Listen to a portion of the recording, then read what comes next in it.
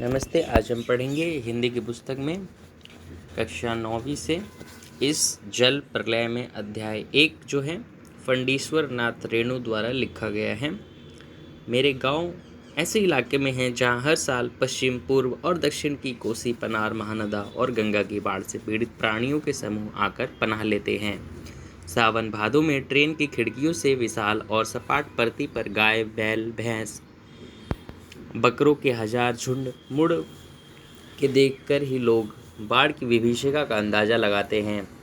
पर्ती क्षेत्र में जन्म लेने के कारण अपने गांव के अधिकांश लोगों की तरह मैं ही तैरना नहीं जानता, किंतु 10 वर्ष की उम्र में पिछले साल तक बॉय स्काउट, स्वयंसेवक, राजनीतिक कार्यकर्ता अथवा रिलीफ वर्कर की हैसियत से बाढ़ पीड़ित क्षेत्र में काम करता रहा हूँ। और लिखने की बात, हाई स्कूल में बाढ़ पर लेख लिखकर प्रथम पुरस्कार पाने से लेकर धर्मयुग में कथा दशक के अंतर्गत बाढ़ की पुरानी कहानी को नए पाठ के साथ प्रस्तुत कर चुका हूँ। जय गंगा 1947, डायन कोसी 1948, हड्डियों का पुल 1948 आदि छुटपुट रिपोर्टाज के अलावा मेरे कई उपन्यासों में बाढ़ की विनाश लीलाओं के अनेक चित्र अंकित हुए हैं, किंतु गांव में रहते हुए बाढ़ से घिरने और बहने, बसने और भोगने का अनुभव कभी नहीं हुआ। वह तो पटना शहर में सन 1967 में ही हुआ, जब 18 घंटे की अविराम वृष्टि के कारण पुनपुन का पानी राजेंद्र नगर, कंकड़बाग तथा अन्य निचले हिस्से में घुस आया था। अर्थात बाढ़ को मैंने भोगा है शहरी आदमी की हैसियत से। इसीलिए इस बार जब मैं बाढ़ का पानी प्रवेश करने लगा, पटना का पश्चिमी इलाका छाती भर पानी में डूब गया, तो हम घर में ईंधन, आलू, मोमबत्ती, दिया सलाई, पानी पीने का और कंपोज की गोलियां जमा कर बैठ गए और प्रतीक्षा करने लगे। सुबह सुना राजभवन और मुख्यमंत्री निवास प्लावित हो गया है। दोपहर में सूचना मिली गोलघर जल से घिर गया है। यूँ सूचना बांग्ला में इस वाक्य में मिली थी, जानो गोलघर डूब गेल छे। और 5 बजे जब कॉफ़ी हाउस जाने के लिए तथा शहर का हाल मालूम करने निकला तो रिक्शे वाले ने हंसकर कहा, अब कहाँ जाइएगा, कॉफ़ी हाउस में तो अबले पानी आ गया होगा। चलो पानी कैसे घुस गया वह देखना है, कहकर हम रिक्शा पर बैठ गए। साथ ही नई कविता के एक विशेषज्ञ विख्यात आचार्य कवि मित्र थे, जो मेरी अनवरत अनर्गल और अनघड़ गम्य स्वगतोक्ति के कभी बोर नहीं होते। धन्य हैं। Motor, scooter, tractor, motorcycle, truck, टमटम, साइकिल, रिक्शा और पैदल लोग पानी देखने जा रहे हैं। लोग पानी देखकर लौट रहे हैं। देखने वालों की आंखों में, जुबान पर एक ही जिज्ञासा, पानी कहाँ तक आ गया है। देखकर लौटते हुए लोगों की बातचीत, फ्रेजर रोड पर आ गया क्या, पार कर गया।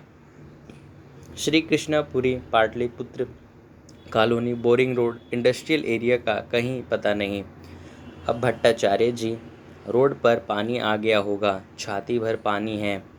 विमेंस कॉलेज के पास डुबाव पानी है, आ रहा है, आ गया, घुस गया, डूब गया, बह गया। हम जब कॉफ़ी हाउस पहुँचे, कॉफ़ी हाउस बंद कर दिया गया था। सड़क के एक किनारे एक डोरी की शक्ल में गेरुआ झाग फेन में उछला पानी तेज से सरकता आ रहा था। मैंने कहा, आचार्य जी, आगे जाने की ज़रूरत नहीं, वो देखिए आ रहा है मृत्यु का तरल दूत।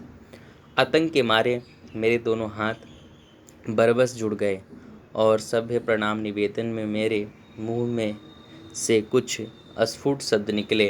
हाँ, मैं बहुत कायर और डरपोक हूँ। रिक्शा वाला बहादुर है, कहता है, चलिए ना, थोड़ा और आगे चलें। भीड़ का एक आदमी बोला, ये रिक्शा करंट बहुत तेज है, आगे मत जाओ। मैंने रिक्शे वाले से अनुनय भरे स्वर में कहा, लौटा ले भैया, आगे बढ़ने की ज़रूरत नहीं। रिक्शा मोड़कर हम अप्सरा सिनेमा शो बंद के बगल से गांधी मैदान की ओर चले। पैलेस होटल और इंडियन एयरलाइंस दफ्तर के सामने पानी भर रहा था। पानी की तेज धारा पर लाल हरे नियन विज्ञापनों की परछाई सैकड़ों रंगीन सांपों की सृष्टि कर रही थी। गांधी मैदान की रेलिंग के सहारे हजारों लोग खड़े देख रहे थे। दशहरा के दिन राम के रथ की प्रतीक्षा में जितने लोग रहते हैं उससे कम नहीं थे। गांधी मैदान के आनंद उत्सव, सभा सम्मेलन और खेलकूद की सारी स्मृतियों पर धीरे धीरे एक गैरिक आवरण आच्छादित हो रहा था। हरियाली पर सने सने पानी फिरते देखने का अनुभव सर्वथा नया था। इसी बीच एक अधेड़ मुस्टंड और गवार जोर जोर से बोल उठा, इह जब दानापुर डूब रहा था तो पटनिया बाबू लोग उलटकर देखने भी नहीं आए, अब पूछो। मैंने अपने आचार्य कवि मित्र से कहा, पहचान लीजिए, यही है आम आदमी जिसकी खोज हर साहित्यिक गोष्ठियों में होती रहती है। उसके वक्तव्य में दानापुर के बदले उत्तर बिहार अथवा कोई भी बाढ़ग्रस्त ग्रामीण क्षेत्र जोड़ दीजिए। शाम के 7:30 बज चुके और आकाशवाणी के पटना केंद्र के स्थानीय समाचार प्रसारित हो रहा था। पान की दुकान के सामने खड़े लोग चुपचाप उत्कीर्ण होकर सुन रहे थे।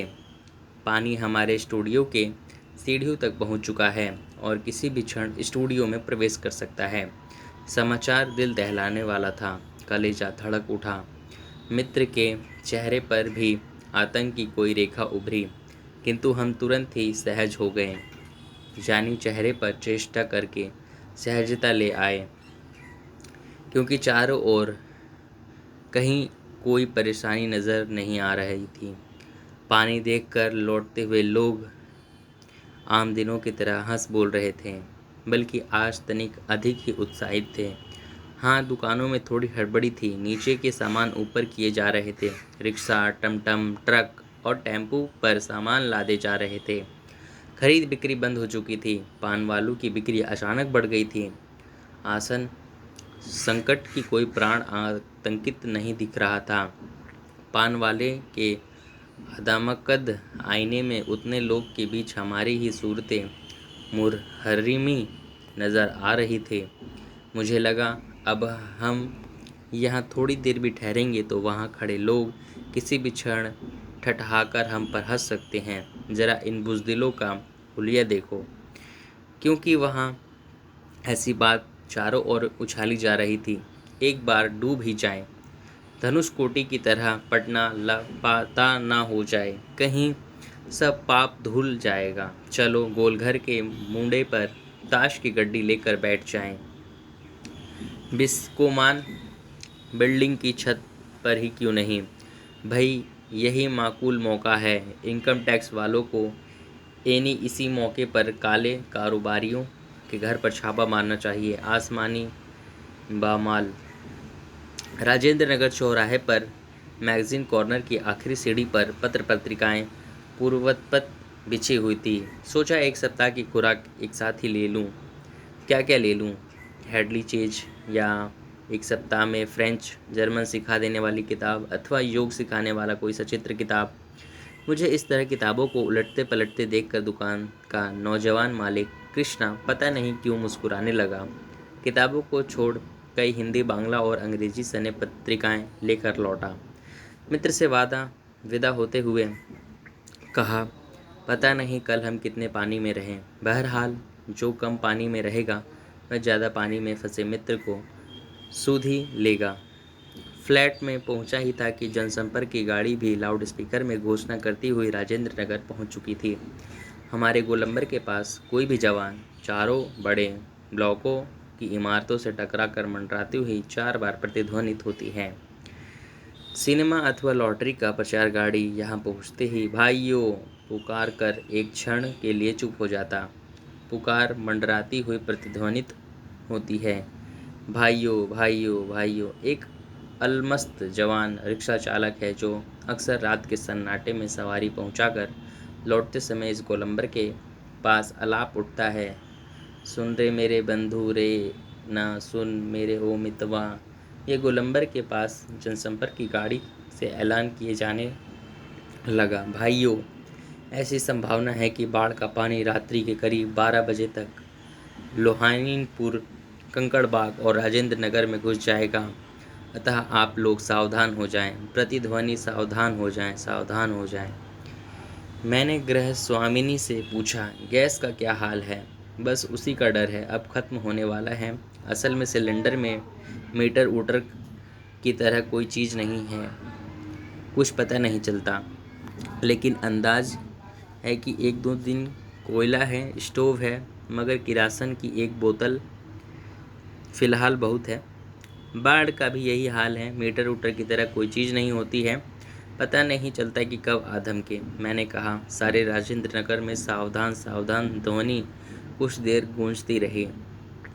ब्लॉक के नीचे की दुकानों के सामने सामान जो है हटाए जाने लगे। मेरे फ्लैट के नीचे दुकानदार ने पता नहीं क्यों इतना कागज़ इकट्ठा कर रखा था। एक अलाव लगाकर सुलगा दिया। हमारा कमरा धुएं से भर गया। सारा शहर जगा हुआ है। पश्चिम की ओर कान लगाकर सुनने की चेष्टा कर हूँ।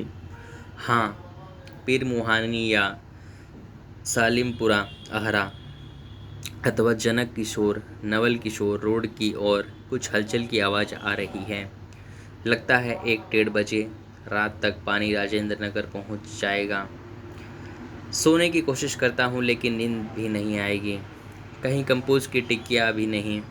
कुछ लिखूँ, किंतु क्या लिखूँ? कविता? शीर्षक बाढ़ अनुकूल प्रतीक्षा। धत नींद नहीं, स्मृति आने लगी एक एक कर चलचित्र के बेतरतीब दृश्यों की तरह। 1947 मनहारी, एक पूर्णिया, एक कटिहार जिला के इलाके में गुरुजी स्वर्गीय सतीनाथ भाउदड़ी के साथ गंगा मैया के बाढ़ के पीड़ित क्षेत्र में हम नाव पर जा रहे हैं। चारों ओर पानी ही पानी। दूर एक द्वीप जैसा बालूचर दिखाई पड़ा। हमने कहा वहाँ चलकर एक जरा चहलकदमी करके टांगे सीधी कर लें।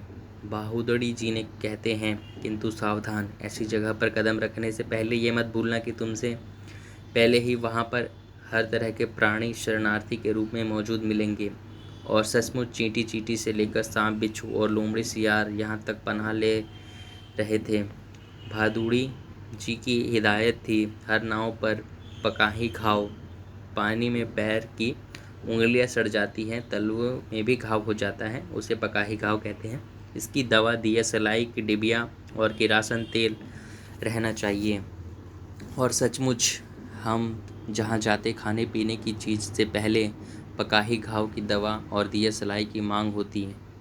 1949 एक बार महानंदा की बाढ़ से घिरे वापसी थाना के एक गांव में हम पहुँचे। हमारी नाव पर रिफिल के डॉक्टर साहब थे।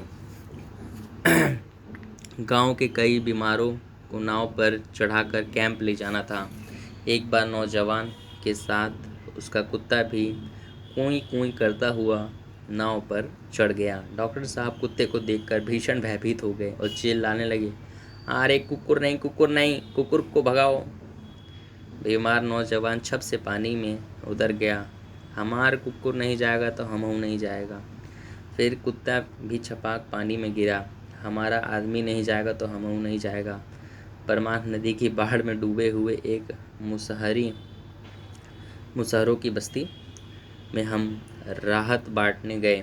खबर मिली थी कि वे कई दिनों से मछली और चूहों को झुलसाकर खा रहे थे, किसी तरह जी रहे थे। किंतु टोले के पास जब हम पहुंचे तो ढोल और मंजीरा की आवाज़ सुनाई पड़ी। जाकर देखा तो एक ऊंची जगह मचान बनाकर स्टेज की तरह बनाया गया बलवाही नाच हो रहा था। लाल साड़ी पहनकर काला कुल्टा नटुआ दुल्हन का हाव भाव दिखला रहा था, यानी वह धानी है। धानी घर छोड़कर मायके भाग जाने रही है। उसका घरवाला पुरुष उसको मनाकर राह से लौटाने गया है। इस पद के साथ ढोलक पर द्रुत ताल बजने लगा। धागड़दिर चौके चकधुम चकधुम चकधुम। कीचड़ पानी में लपत भूखे प्यासे नर नारियों के झुंड में मुक्त खिलखिलाहट लहरने लगती है। हम रिलीफ बांटकर भी ऐसी हंसी उन्हें ना दे सकेंगे। क्या शास्त्री जी, आप कहाँ हैं? बलवाही नाच की बात उठते ही मुझे अपने परम मित्र भोला शास्त्री की याद हमेशा क्यों आ जाती है। एक बार 1937 में सिमरवनी शंकरपुर में बाढ़ के समय नाव को लेकर लड़ाई हो गई थी। मैं उस समय बलाचार बॉय स्काउट में था। गांव के लोग नाव के अभाव में केले के पौधे का भेला बनाकर किसी तरह काम चला रहे थे और वहीं जमींदार के लड़के नाव पर हारमोनियम तबला के साथ झिंझिर यानी जल विहार करते निकले गए। गांव के नौजवान ने मिलकर किसी नाव छीन ली थी। थोड़ी मारपीट भी हुई थी। 1967 में जब पुनपुन का पानी राजेंद्र नगर में घुस आया था, एक नाव पर कुछ सजे धजे युवक और युवतियों की टोली किसी फिल्म को देखते हुए कश्मीर का आनंद घर बैठे लेने के लिए निकली थी। नाव पर स्टोव जल रहा था, केतली चढ़ी हुई थी, बिस्कुट के डिब्बे खुले हुए थे। एक लड़की प्याली में चम्मच डालकर एक अनोखी अदा में नेस्कैफ के पाउडर को मथ रही थी, एक्सप्रेसो बना रही थी। शायद दूसरी लड़की बहुत मैन्योक से कुछ सचित्र और रंगीन पत्रिकाएं पढ़ रही थी। एक युवक दोनों पांवों को फैलाकर बांस की एक लगी नाव खे रहा था। दूसरा युवक पत्रिका पढ़ने वाले लड़की के सामने अपने घुटने पर कोहनी टेक कर कोई मनमोहक डायलॉग बोल रहा था। पूरे वॉल्यूम बजते हुए रजिस्टर पर गाना आ रहा था, हवा में उड़ता जाए मोरा लाल दुपट्टा मलमल का हो जी हो जी। हमारे ब्लॉक के पास गोलंबर में नाव पहुंची ही थी कि अचानक चारों ब्लॉक की छतों पर खड़े लड़कों ने एक साथ किलकारियाँ सीटी फब्तियों की वर्षा कर दी और इस गोलंबर में किसी भी आवाज़ की प्रतिध्वनि मंडरा कर गूंजती है। सो सब मिलकर स्वयं ही जो ध्वनि संयोजन हुआ उसे बड़े बड़े गुणी संगीत निर्देशक बहुत कोशिश के बावजूद नहीं कर पाते। उन फूहड़ युवकों की सारी एग्जॉबिशनम तुरंत छूमंतर हो गई। युवतियों के रंग लाल लाल होठ और गाल काले पड़ गए। नाव पर अकेला रजिस्ट्रार था जो पूरे दम के साथ मुखर था, नया तोरी मझधार होशियार होशियार काहूँ रम सिंगार पनिया आ रहल है कहूँ ना आ रहल है। 2:30 बज गए मगर पानी अब तक नहीं आया। लगता है कहीं अटक गया, अथवा जहाँ तक आना था आकर रुक गया, अथवा तटबंध पर लड़ते हुए इंजीनियरों को जीत हो गई, या कोई दैवी चमत्कार हो गया। नहीं तो पानी कहीं भी जाएगा तो किधर? रास्ता तो इधर से ही है। चारों ब्लॉक के प्राय सभी फ्लैट की रोशनी चल रही है, बुझ रही है। सभी जगे हुए हैं। कुत्ते रह रह कर सामूहिक रुदन करते हैं और उन्हें राम सिंगार की मंडली डांट कर चुप करा देती है। चौप चौप। मुझे अचानक अपने उन मित्रों और स्वजनों की याद आई जो कल से ही Pataliputra colony, Krishnapuri, boring road और अथाह जल में घिरे हैं। जितेंद्र जी, विनीता जी, बाबू भैया, इंदिरा जी पता नहीं कैसे हैं, किस हाल में हैं। मैं शाम को एक बार पड़ोस में जाकर टेलीफोन करने के लिए चोंगा उठाया। बहुत देर तक नंबर डायल करता रहा। उधर सन्नाटा था एकदम, कोई शब्द नहीं, टुंग फुंग कुछ भी नहीं। बिस्तर पर करवट लेते हुए एक बार मन हुआ कि कुछ लिखना चाहिए, लेकिन क्या लिखना चाहिए? कुछ भी लिखना संभव नहीं, और क्या ज़रूरी है कुछ लिखा ही जाए। नहीं, फिर स्मृतियों को जाऊंगा तो अच्छा। पिछले साल अगस्त में नरपतंग गंज थाना चकरदाहा गांव के पास छाती भर पानी में खड़ी एक आसन प्रसवा हमारी ओर गाय की तरह टुकुर टुकुर देख रही थी। नहीं, अब भूली बिस्वार बिसरी याद नहीं। बेहतर है आंखें मूंद कर सफ़ेद भेड़ों के झुंड देखने की चेष्टा करूं। उजले उजले सफ़ेद भेड़, भेड़ के झुंड झुंड, किंतु सभी उजले भेड़ अचानक काले हो गए। बार बार आंखें खोलता हूँ, मूंदता हूँ, काले को उजला करना चाहता हूँ। भेड़ के झुंड भूरे हो जाते हैं। उजले उजले भेड़, काले भूरे उजले गेहुए रंग के भेड़। आई धोखा, ए गेछो जल झकझोर कर मुझे जगाया गया।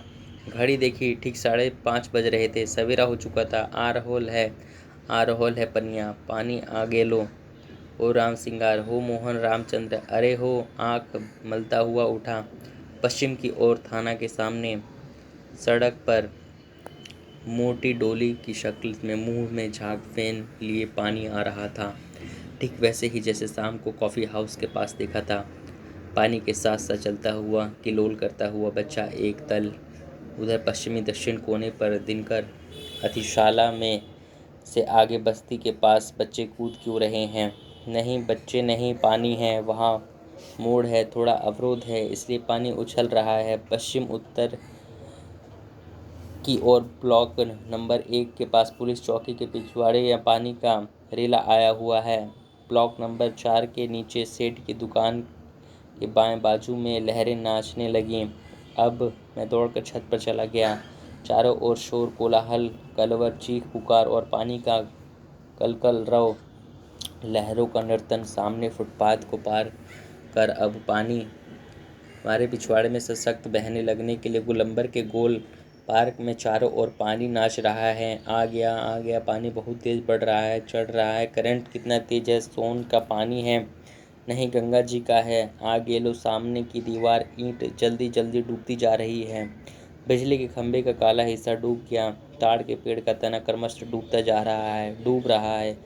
अभी यदि मेरे पास मूवी कैमरा होता तो अगर एक टेप रिकॉर्डर होता तो बचपन से ही देखता हूँ, किंतु पानी का इस तरह आना कभी नहीं देखा। अच्छा हुआ जो रात में ही नहीं आया, नहीं तो भय के मारे मर जाने में क्या होता। देखते ही देखते गोल पार्क डूब गया, हरियाली लोप हो गई। अब हमारे चारों ओर पानी नाच रहा था। भूरे रंग के भेड़ों के झुंड, भेड़ दौड़ रहे हैं, भूरे भेड़। वह चाय वाले की झोपड़ी चली गई। काश मेरे एक मूवी कैमरा होता, एक टेप रिकॉर्डर होता तो क्या होता। अच्छा है कुछ भी नहीं है। कलम थी, वह भी चोरी चली गई। अच्छा है कुछ भी नहीं है मेरे पास।